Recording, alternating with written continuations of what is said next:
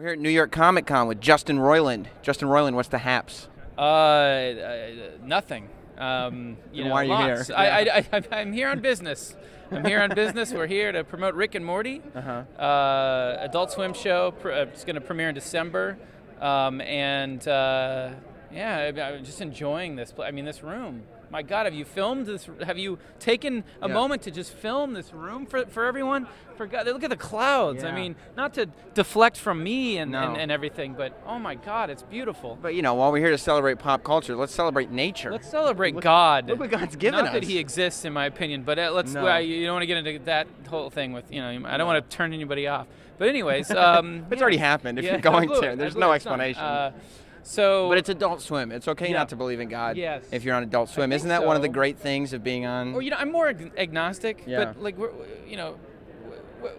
who cares about What that? difference does it really make? You're making cartoons. You know what? I respect whatever you believe. God bless you. Now, when you're doing a show for Adult Swim, is it difficult because the boundaries of good taste have been kind of destroyed as it is? Yeah. So pushing the envelope, how does that happen? Honest to God, like I feel like this show, like working in Adult Swim is like a blessing because it's as close as you're going to get to working out of your apartment. Right. Just doing whatever the fuck you want to do. It's like podcasting except on television with animation and writing. I mean, obviously my partner is Dan Harmon, the creator of Community.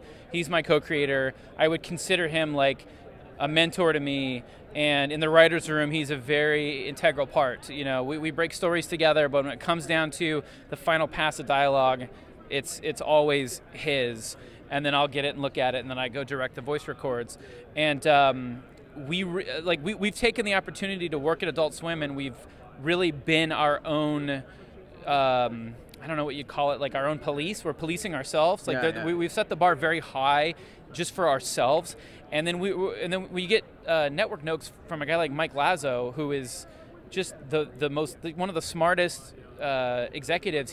A lot of executives, they kind of just go with the wind. They don't really have their own instincts or their own gut feelings about stuff. They just kind of like, oh, purple things are bad right now, so take out all the purple things, and then you as a writer, you're like, well, and they want to do it without having to take actual responsibility if it goes wrong. Yes, because if they say take out all the purple things and you do that, and then the show fails, they'll be like, well, it wasn't because the purple. I mean, it was all the writing around the purple thing. Now it's smart too to let Dan Harmon have the final word, because then if there's something he doesn't like on the show, he's not going to go out and shit on you in the press, because he's an outspoken guy. Well, the thing is, Dan and I have been friends for 10 years. We have developed a really functional, collaborative process over the years that I think culminated in this show.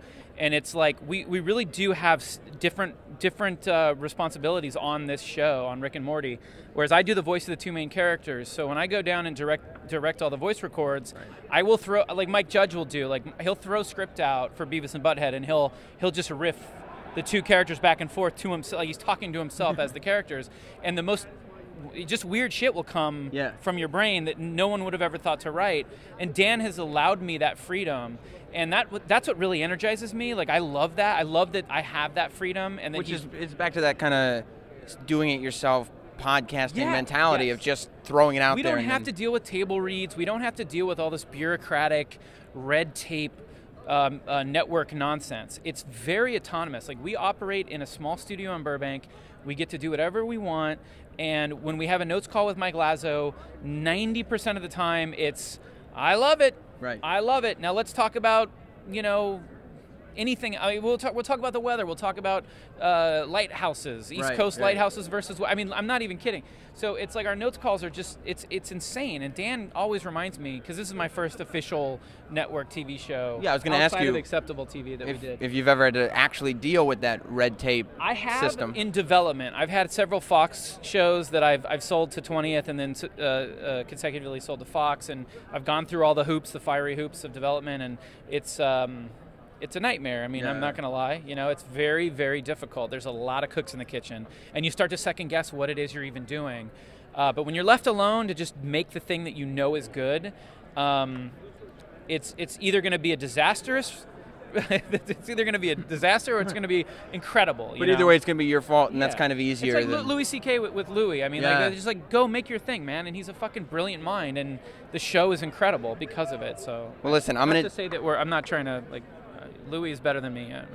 He's good, though, and so you compare yourself to something good. Yeah, it's a good thing. I'm going to take your word for it. It seems like Rick and Morty is good. And it premieres in December on Adult Swim.